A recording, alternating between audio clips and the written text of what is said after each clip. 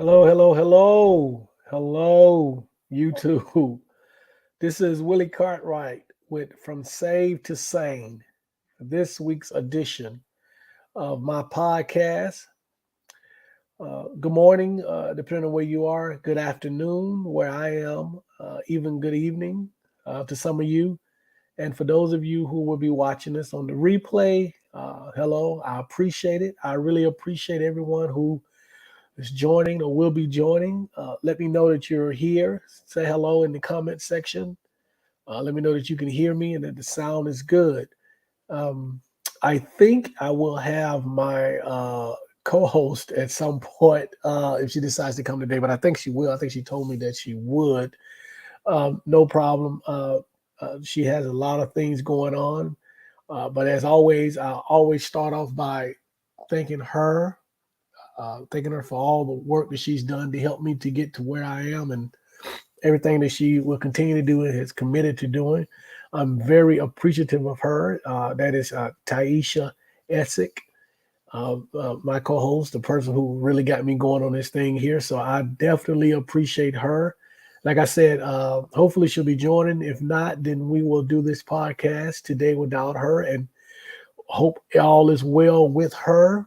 Um, Again, like I said, she has a lot of things going on in her life. And so we are going to continue. Those of you who are interested and who are listening, thank you. Thank you for being a part of this. This is, I think, I don't know, my third, maybe my third um, podcast where I'm doing it myself, or at least I'm doing it from my channel.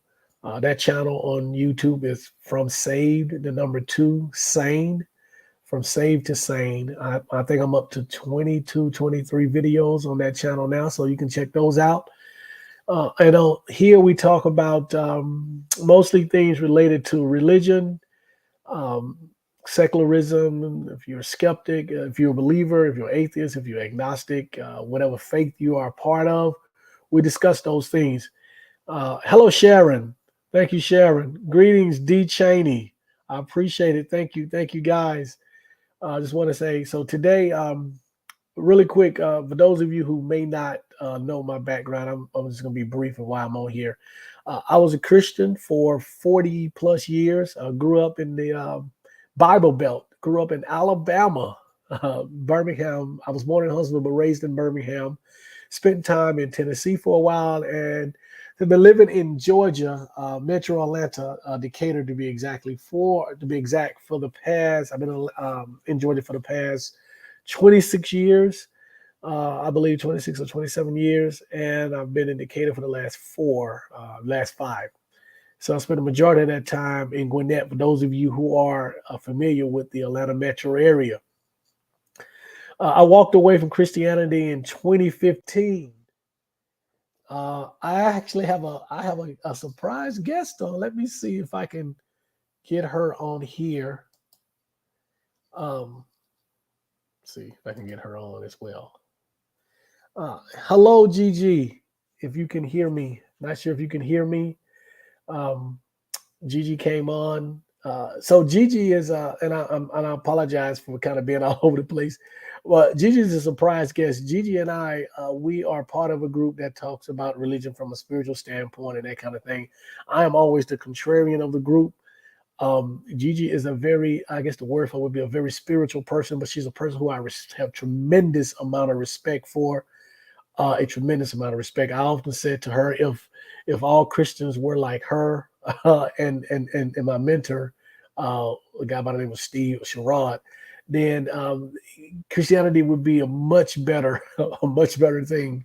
But anyway, Gigi has joined us. It's her first time hearing me on my podcast, so we'll welcome Gigi. And Gigi, anytime you have any comments or anything to say, if you can hear me, please you can speak up or you can leave a comment in the comment section. So, I'm uh, delighted to be here today with you, Willie, and I'm going to be in the dark and I'll keep my mic off because I got a lot of noise behind me.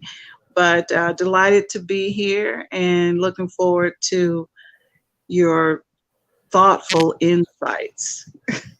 I appreciate that, Gigi. For those of you who are always on here, the people who are always here, thank you so much. Gigi is, I guess, like I said before, spiritual. I think she still considers herself a Christian. I don't want to put words in her mouth, but for as I know for a fact that she is a believer in God. So she would be, I guess, one of the few people that come on, and I'm looking to get more people on who are still believers, so we can turn this into a dialogue, more so, and so we can exchange information and dialogue, that kind of. And I think we learn better from that. But anyway, so today I wanted to talk about forgiveness and why I think forgiveness is unnatural. And in some cases, I think it is unhealthy for us, the collective. When I say the collective, I'm talking about the collective of us as African Americans in our community. Obviously, this was spawned. This was brought on by the recent tragic events in Buffalo, New York.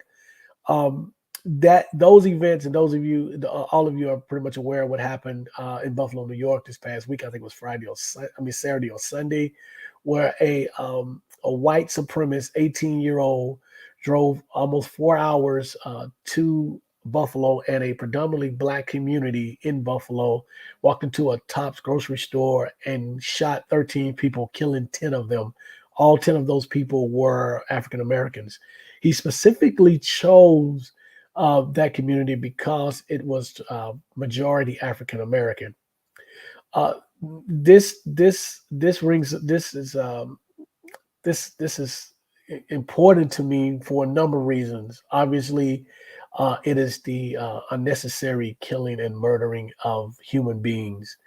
It is the unnecessary and brutal murder of African Americans. It is, if you know anything about the victims, out of the 10, I think nine of the victims were over the age of 50. And majority of them were 60, 70, I think maybe even 80 years old. So he took out, he killed, he murdered people in our community who we greatly love and appreciate for their knowledge and their wisdoms, our parents and grandparents, and those people who have been the pillar of that community. And so that makes it even more difficult for me. And then finally, those of you who don't know, my wife is from Buffalo. Her family is from Buffalo. Actually, my wife lives about 10 minutes from where this incident occurred. Fortunately, her parents and her grandmother moved here to Atlanta a few parents about 11 years ago. Her grandmother about 6, 7 years ago. Um, but this could have easily have been something that would have been even more personal to me. My wife, if my in-laws were still living there, my wife could have easily been home, seeing them, spending time with them, and at this particular store buying groceries. As a matter of fact, she had a friend. My wife had a friend who had a niece and a nephew who was actually at this store at the time of this brutal murders. The nephew worked at the store, and he ran into a manager's office, and the niece was shopping, and she ran out the back door when she heard the shootings. So this is absolutely um, it means even more to me because I think about what could have been. Thankfully, that my wife was not involved, but we still send condolences to all the family and the families of the victims, and everybody involved, that community, that neighborhood. That's one of my wife says. The news says that the news continues to say there was only one store in that area. My wife, however, says there is another store close by, but for the most part, that is the store. That was the store that everyone went to and did all of their shopping at. So, but anyway, so the first thing I thought about, well, not the first thing, obviously was what happened and all that, but one of the things that came immediately to mind was how quickly we are to forgive, and especially in situations like this. And I posted on my Facebook page that the one thing that I did not want to see is or hear is us forgiving the shooter. Um, and we are quick to do that. But I will say, and maybe I've missed it, but but to our credit, and I say our meaning the community, especially the community of Buffalo, where these things, where these shootings happen. I haven't heard, um, even from the religious people, the Christians, the church people, I have not heard them utter the words "We forgive him," at least not publicly. And so I think that's a great step. I think that that is awesome, um, because as I've said before about this particular podcast, I think that forgiving our enemies, and let's not make a mistake. He is an enemy of us as African Americans. Those who think like him are our enemy, and they are our mortal enemies, meaning that their intent is to see us gone, is to see our physical demise, is see us terminated and exterminated as a community, as a race of people. So they are our mortal enemies, and so I think that forgiving, and we'll get into what's the definition of forgiving. uh, does forgiving uh, mean not punishing a person for their crimes or things that's done against us? Is that all a part of forgiving, or is that not part of forgiving, or is that can you forgive and still punish someone for crimes, or hold someone accountable, or make someone accountable or responsible for the things that they did? And yeah, true. I would, without before we get into that, I would say, yeah, we can, but but here's the thing for me. Oftentimes we, as a community, at least in the past, we've not been able to separate the two. At least most of us. We've said that to forgive, um, we have to forgive, but our actions have always either been to not hold the people responsible for their actions, or either let them off the hook. Um, and so our forgiveness becomes more than just, I'm not going to have this on my heart anymore. Our forgiveness becomes, well, there's an excuse as to why this person did this. And because of those excuses, maybe we shouldn't be as harsh. And I think over the history of our existence here, other communities have taken full advantage of our eagerness to forgive, because, again, and I said this in other podcasts, we as a people tend to try to live our lives from a more pious standpoint, where other people, other communities, other nationalities, other races live their life through what I consider to be what I would call self-preservation.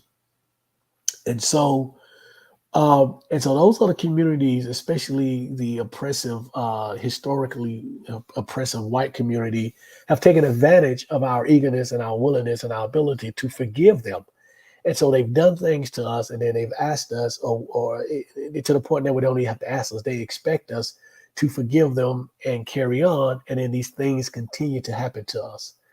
Let's not make the mistake of believing that our spirituality, our relationship with God, our belief system is not tied into our social economics and the things that happen to us as a community socially, because they are tied together. In my book, I talk about an event back, and I think the young lady name was Amber Geiger. Botham Jean, I think, was a gentleman that she murdered.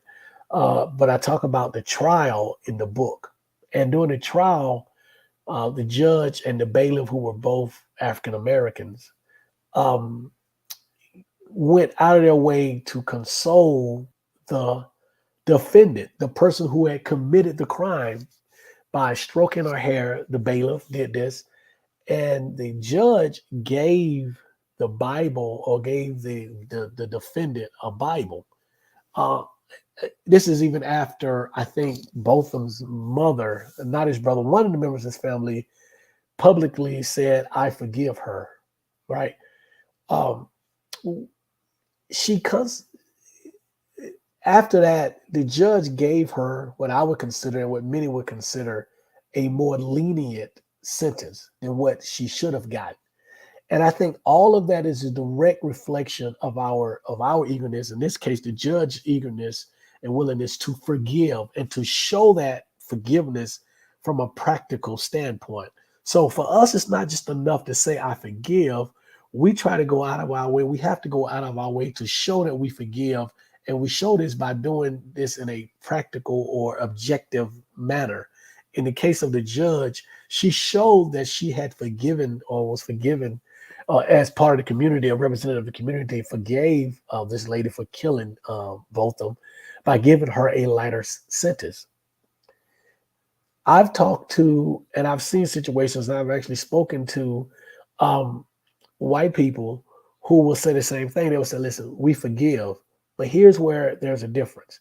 They will say, yeah, we forgive the person who did whatever, but that person still needs to be held accountable and punished to the fullest of the authority or whatever, and handed out um, the maximum sentence that's allowable, that's legally allowable. So on the one hand, when they say they forgive you, and they may or may not, but they said it openly when they do say it, which is a lot rare that you hear that coming from a white person than you do from a black person publicly. But even when those circumstances, situations where the white person said, well, I forgive this person for doing whatever, they still expect this person to be punished to the fullest extent. And they make sure that the person is punished to the fullest extent so that the person is held accountable to the fullest of extent. And so we have to, if we're going to live by this pious ideal of forgiveness, we need to, I think, as a community, number one, not make it public, not say that we forgive, not be the first one to assert our forgiveness for crimes committed against us publicly. And I think, secondly, our main focus should be on making sure that the person or the people that committed the violation, the crimes, whatever, are held and punished to the fullest of the extent of the law legally. And I think when we do that, other communities will look at us differently. Other communities will respect us a little bit more, and other communities will stop taking us for granted and doing the things that are done to us. And so that's kind of where we wanted to go when we talk about forgiveness. And I'm trying to check to see if there are any questions or any comments that we can address. Um, so again, um, understand where we get this forgiveness ideology from. Obviously, it's directly from the Bible. We believe that God or Jesus has commanded us to forgive our neighbors because it's written in scripture in different places. Different things are said. However, if you really read the Bible and study the Bible, you'll understand that God of the Bible was not a very forgiving entity. Not at all. If you look at the stories of the Bible, God punished his enemies, or God punished the people that didn't abide by his rules and regulations. Now, you can argue the fact that because he punished them doesn't mean that he didn't forgive them. But, and we'll get to this later, but the very concept of hell shows that this God is not a forgiving God. The very concept of hell shows that this God, the biblical God, the Abrahamic God, is not a very forgiving person.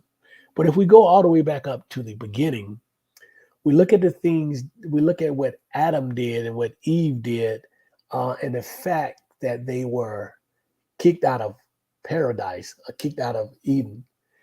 Is that a very forgiving thing? Um, I wouldn't say so. Secondly, um, this God of the Bible so angry with human beings, as opposed to forgiving us, he wiped us completely out with the exception of 8 people in the family. That's the story of Noah's Ark.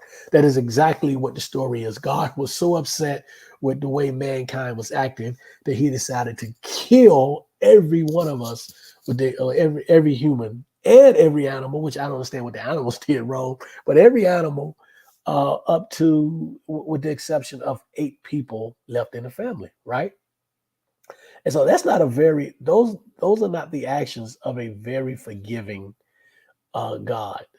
And so you have to ask yourself, is God telling us or commanding us through the Bible to do something that He Himself did not do? Is He asking us to live a way that He Himself did not live? So even in the case, if you read the story of the Exodus, God had a problem with Pharaoh. Him and Pharaoh had beef, right? Um, and so God, instead of forgiving Pharaoh, not only did he not, in my opinion, not forgive Pharaoh because he continued to do things to Pharaoh, but he caused those around Pharaoh, associated with Pharaoh, but innocent, to suffer because he brought plagues upon the community that Pharaoh was a part of or controlled. And some of these plagues affected the innocent people, innocent women, innocent children. He even called for the death of all the firstborn. Does that sound like someone who is forgiving? So, and so I say this because I know the argument when people hear this and the response that I'm going to get on my YouTube channel, it's going to be, well, still, just because you forgive don't mean that people are not held accountable. But I'm also looking at the actions. So if someone if someone slaps me and I say, you know what, that's fine, I forgive you, but then I turn around and kill them, did I really forgive them? I mean, did I really forgive them? So again, in the Adam and Eve story, Noah's Ark, the Exodus story, and then finally, one of my favorite stories in the Bible is the story of the mother bear. Those of you who may not be familiar with this story, it's an Old Testament story. And apparently there were, I think, about 40 children running and playing. And an old man, I cannot remember his name, but it's in the Old Testament, walked by. The kids said a lot of funny things to him because he was bald. They essentially made fun of him because he was bald. And so I know how that feels. I'm bald. I've had kids to make fun of me. Um, but because the kids made fun of him because he was bald, he got with God, and God cursed the kids, the 40 kids. And he did this by sending two mother bears uh, out, and those bears killed all 40 of the children. Now, again, your God is not a forgiving God if he causes the death of 40 children because they are simply doing what children tend to do, which is make fun of others. So, I mean, there are other stories. There are many, many, many other stories, examples of this God of the Bible not being a particularly forgiving God when you look at the actions. I'm not saying that he's not wasn't a forgiving God from the standpoint of what he might have thought in his heart or what he might have said. I'm judging by the actions, his actions, and I'm judging by our actions and the things that we should do. So, so again, um, forgiveness of our enemies is totally unnatural. Why would you forgive someone or a group of people who are set on total annihilation of your kind? I don't, they are our mortal enemies, as I've said. Though I'm not saying collectively all people who don't look like us. I'm saying people who have the mindset, those that say, we don't like your kind, we don't like black people, we don't like gay people, we don't like Hispanic people, we don't like Asian people, and not only do we not like you, but we are working, trying to eliminate you. We're working to try and get rid of you. We are working to try to physically exterminate you from this planet, from the face of the earth, and happy with that. And so that's what we're saying. And so forgiving those individuals, that is unnatural because we're in a genocidal, we're in a war for our lives, our physical, actual lives. So it does us a disservice, and it is harmful for us to continue to walk around and forgive those who are trying to exterminate us, who are trying to annihilate us. It is, again, it is unnatural and it is asinine and it makes zero sense. So where did this ideology come from? Obviously, it came from the Bible, but let's look at deeper and the purpose behind it. Um, the oppressors, the slave holders, slave owners of our ancestors, our African ancestors, figured out that first thing is that they always feared that we would rise up. And there were a number of situations where our people rose up against the oppressors. I mean, some of them are chronicled in stories, Nat Turner, some of the other stories that we know very well, but there were others that we didn't hear about. And so that was always a fear. And at certain points, at certain points throughout our history, there actually were more African American slaves than there were white people. So just the physical numbers and the fear of us rising up against them was something that they always feared because it would be something that they would do. It would be something that would be considered normal actions by a human being, by human beings who are being oppressed, right? So it was something that they always feared. But they discovered and they figured out that if they could somehow um, have us to forgive them, have us to have a reverence for them, that this somehow would stop us from rising up against them or wanting to hurt them. And so they were absolutely right. They created within us, within our ancestors, this reverence for them, this the desire not to harm them. And they did this by pointing to scriptures in the Bible that said to us, forgive them, forgive your enemies. And this was specifically to us, the way they read it to us, the way it was taught to us. It was specifically, we felt that it was specifically about us, the oppressed. Still, I mean, not hating your enemy and forgiving your enemy. And once this became a mindset, once this became uh, an ideology within our community, within our culture, we passed it down from generation to generation to generation. And we've always felt that we were somehow more pious. When I say we, I'm talking about African American community. We've always felt that we were somehow more pious because we had this um, this unnatural ability to forgive our enemies. And we believe that forgiving our enemies uh, has helped us to get to where we are now, whether you believe that we're where we're supposed to be, or obviously we still got a ways to go. But we've always thought that. And so the oppressors and the oppressors community, they've used this against us. So they've taught us to forgive and turn the other cheek because our reward. And so what they told us was is two things about forgiveness.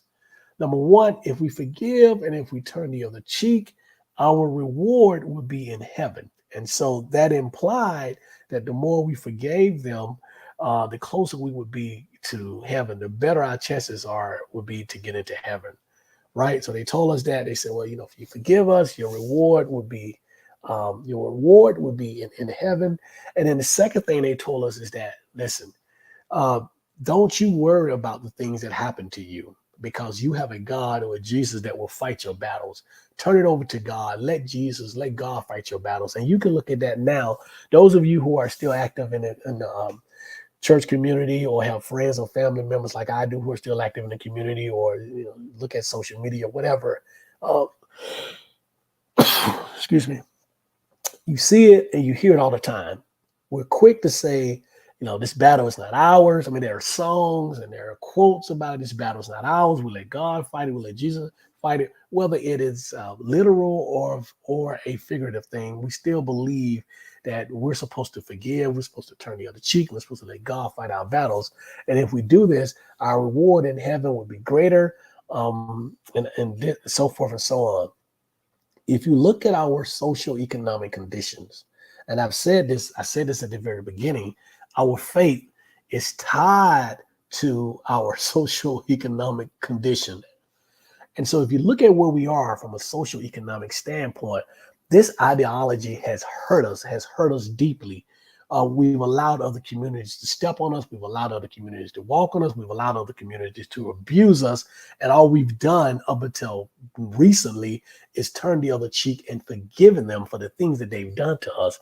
And I'll say this, and this is not this is not one of those Malcolm Martin things, because that's a whole different discussion. I'm not one of these people because we were not there. We don't know what went on. We can say what we would have done or what we shouldn't have done or what we could have done or whatever. I don't get into those because I think it does a disservice to the work that Dr. King did and the work that Malcolm X did. So it is not about a Malcolm versus Martin.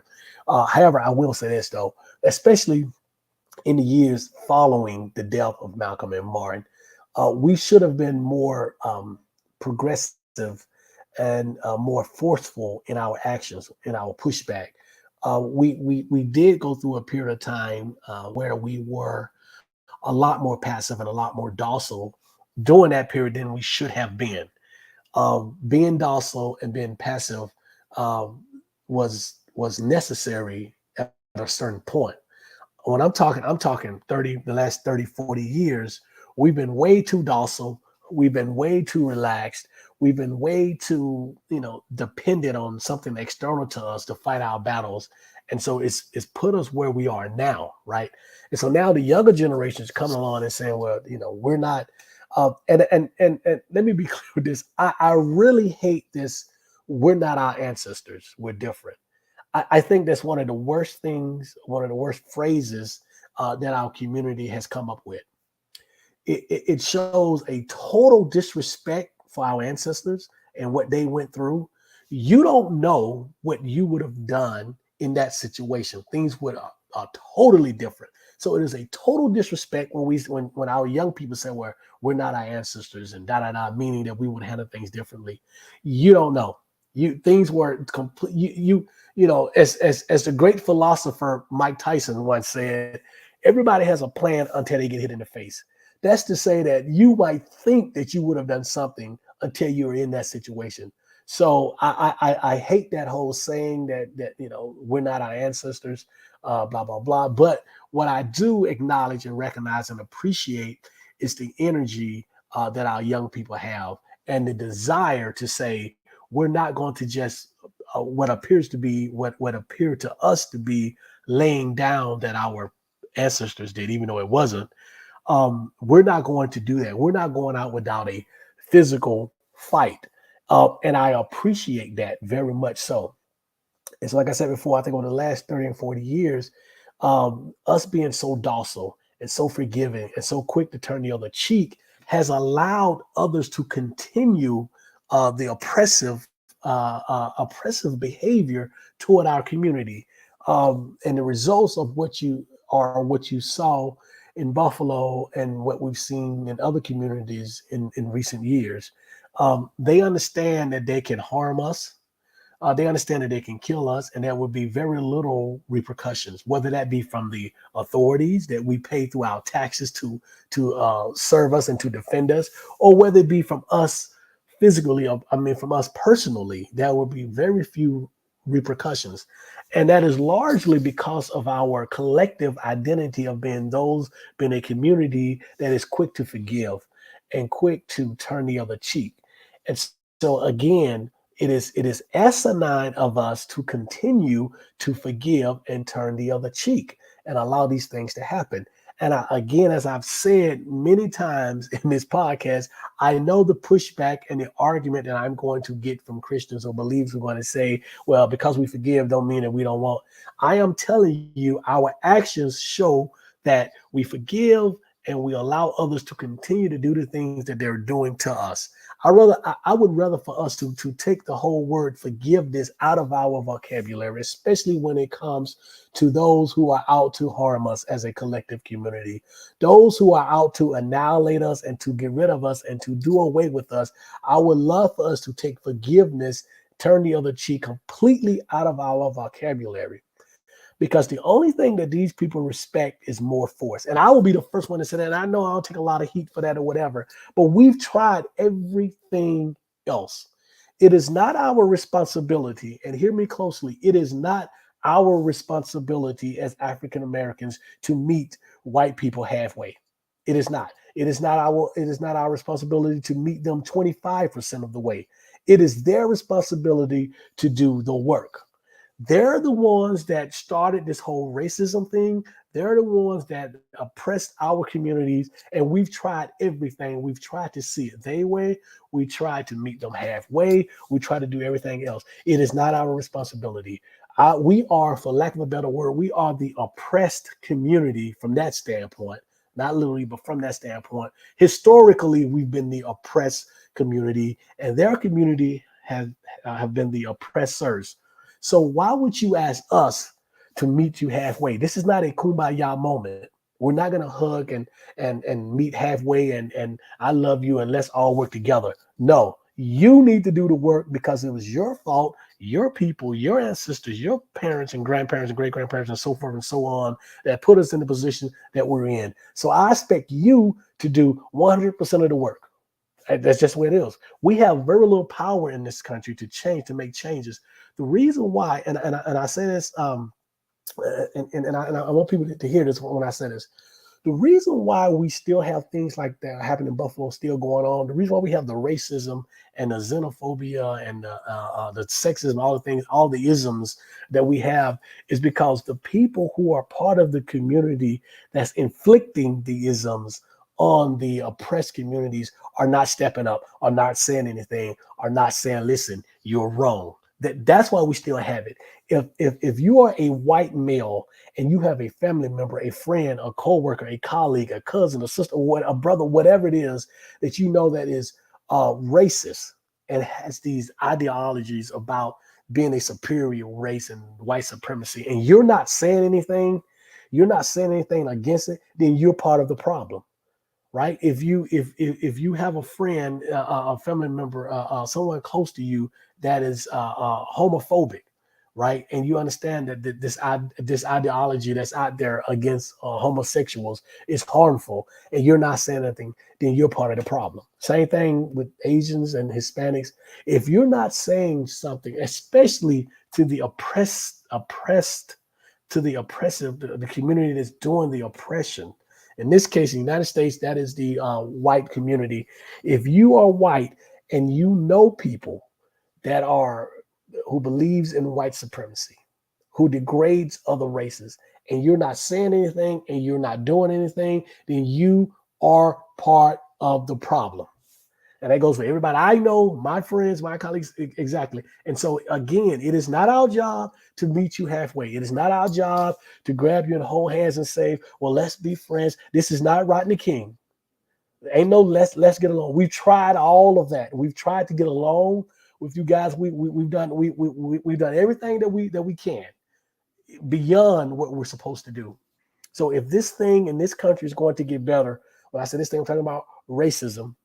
If it's going to get better, then it is up to the people that's doing it to make it better. It's just simply put. I mean, that's as clear as I can be about it. I don't have anything. I can't. There's no other way.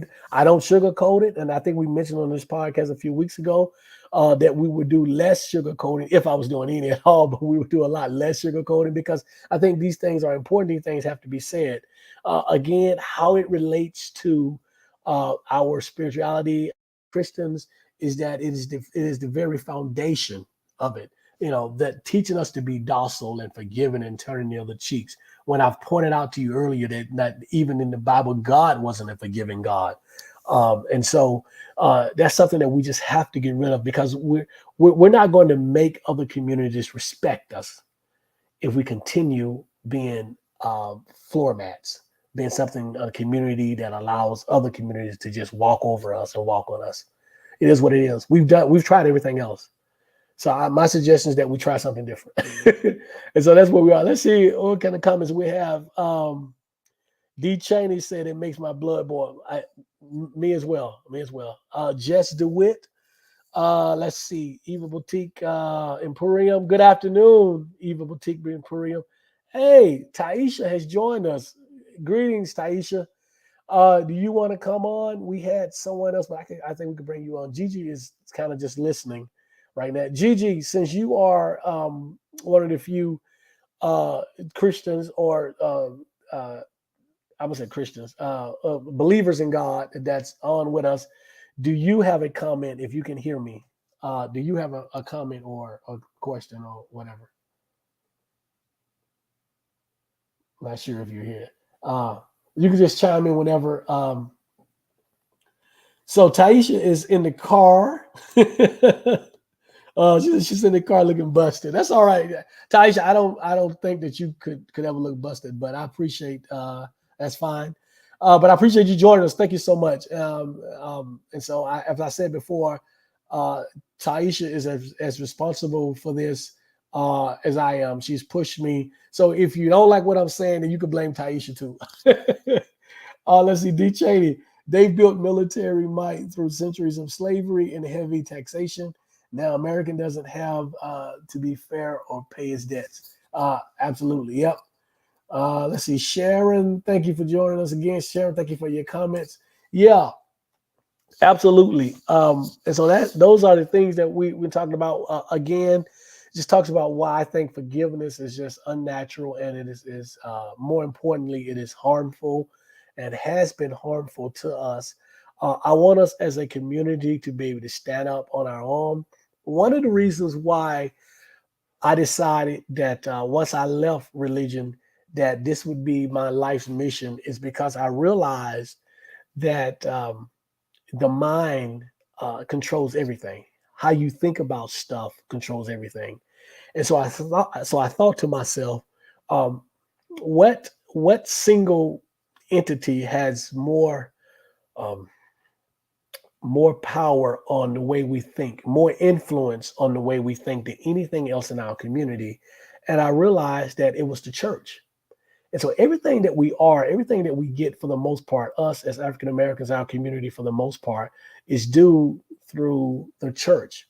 And so I looked at the social economic issues plaguing our community, and I said a lot of this, from the standpoint of what we're responsible for, is derived out of how we think, and our method of thought is largely from how we worship and what we believe and what we get out of scriptures. So I thought that this would be the absolute best way to help the most amount of people in our community, and somewhere down the line, whether it's the next generation, the generation after that, the generation after that, we can begin to become more critical thinkers about everything, but it has to start with how we critically see and evaluate our belief systems and everything in it. The forgiveness piece is just a small part of what we get from our religion and our faith. It is an important part, but it's just a small part. But if we can begin by attacking and addressing and questioning every aspect of what we were taught through religion and how what we were taught affects us in our everyday life, then I think as a community we can start digging ourselves literally, really figuratively, and literally digging ourselves out of the hole and becoming a better overall community. If we're a better overall community, then the country itself, the larger community, would be a better community. But we cannot continue to allow others to oppress us, to walk on us, to step on us, and then expect us to turn the other cheek and be forgiving. And quiet is kept. That is their biggest fear. Is that one day enough of us will wake up and say, you can no longer step on us and walk on us and expect us to forgive you. You're going to get what you're giving out. And when we get to that point, you will see the changes that we're hoping to see. But as long as we continue to forgive and pray and march and have sit-ins and rallies and talk a good game and rely, and this is probably one of Taisha's sticking points, and rely on our elected officials to do to do things for us, we see right now, and we've seen, if you had your eyes open, we've seen, I don't care if you're a Democrat or Republican or independent. No one is for us but us. Right. So in my opinion, one side strictly says we don't care about you at all. The other side, the other side says, well, we care about you as long as we can use you. And so we voted, we've done all these other things, and things have still have not changed. Um, we They come to our churches and talk to us during election season.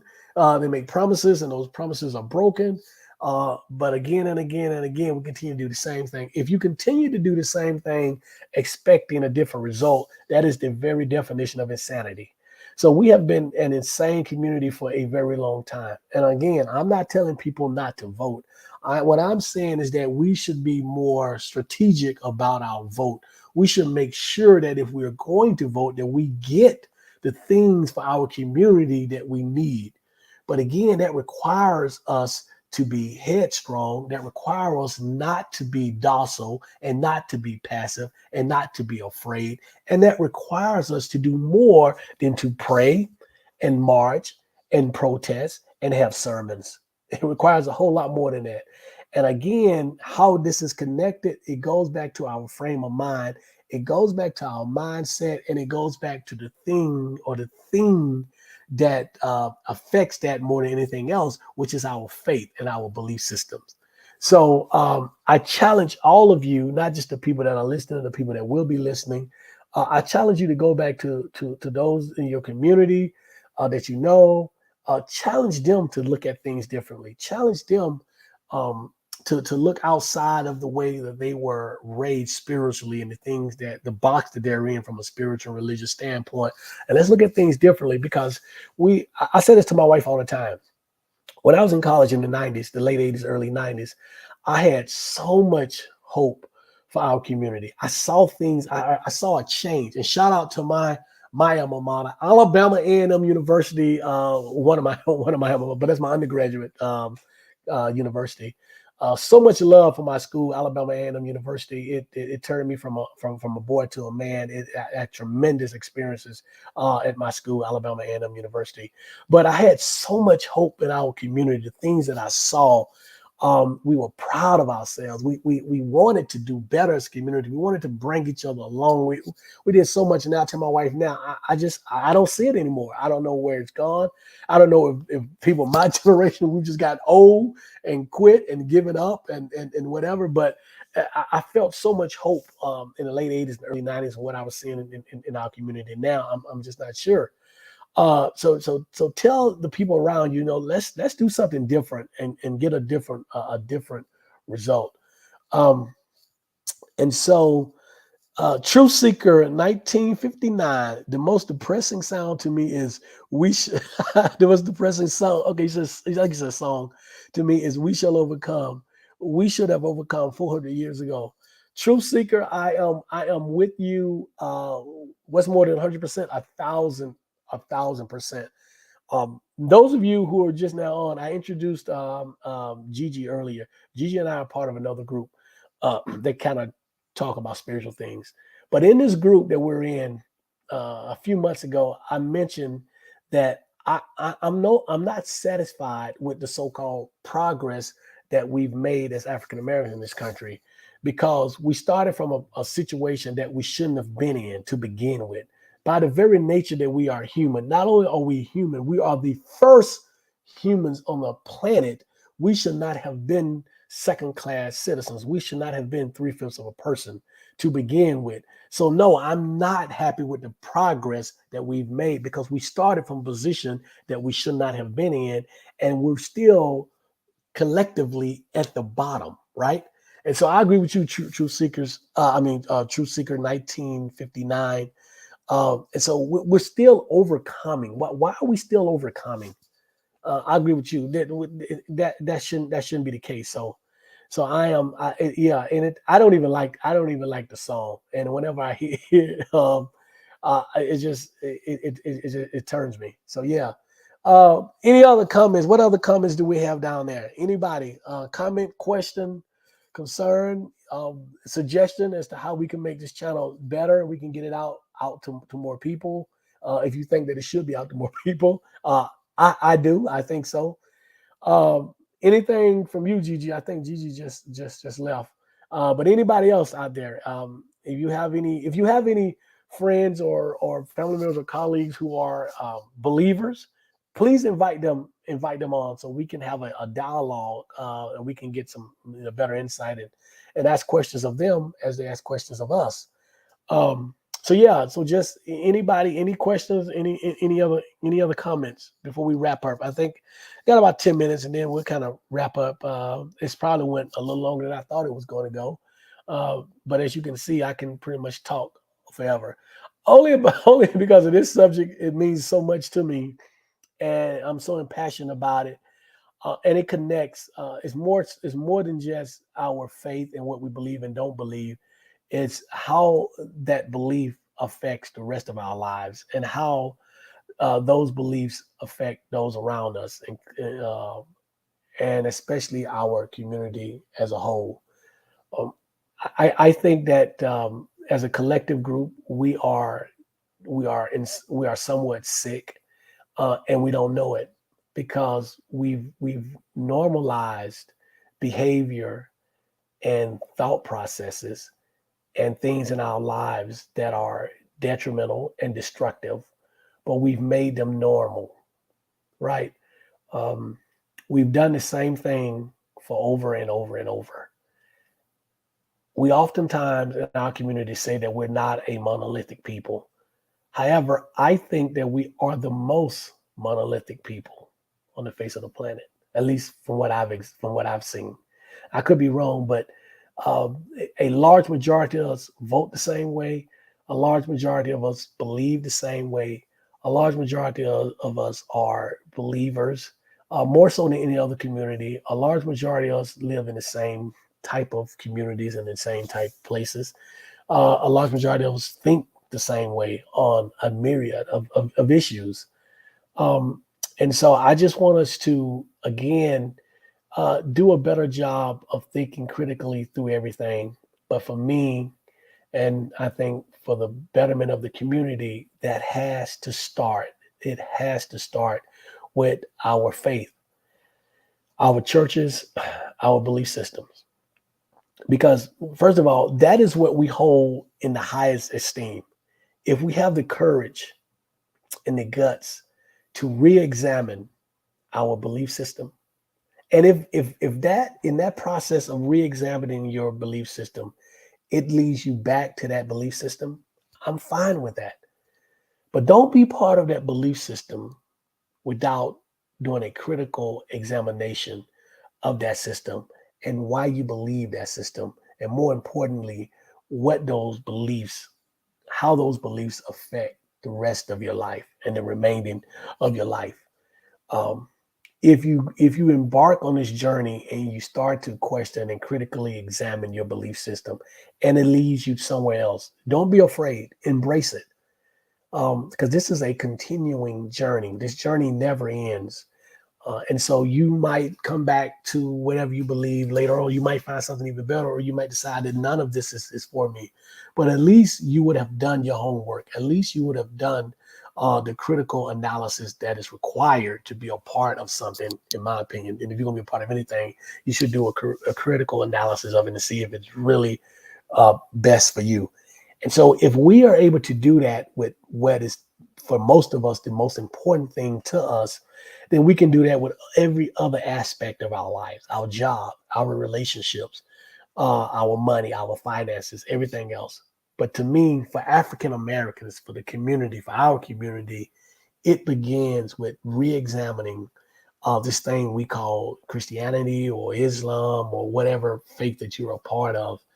It begins with re-examining that and how we got here and the effects of it on our life and how we move within this thing and how this thing makes us move.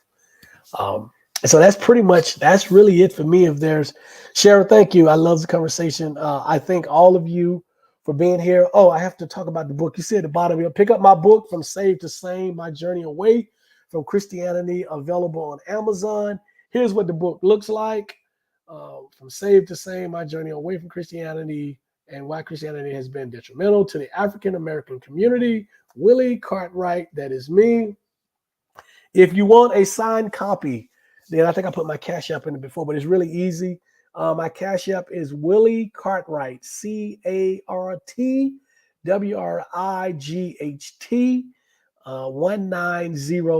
1906. Willie Cartwright, 1906. 19.99 is the cost of the book, and I will send you, and also include your mailing address. I will send you a signed copy of the book. Those of you who are part of groups who would like to have a speaker. I am a speaker, a paid professional speaker. We can come in, I can come in and we can have discussions around these topics or similar topics. Reach out to me. You can reach me. You can email me at wocartwright@yahoo.com. Yes, Taisha, I'm going to change that. I know you're thinking, I know what you're thinking right now. Yes, I can be reached at wocartwright@yahoo.com. Send me an email and we can set up something. I do travel. I will travel.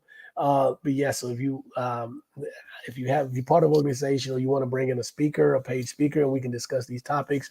If you're looking to do a book review of the book and you want to have the author come in and have these discussions, I am more than happy to do that as well.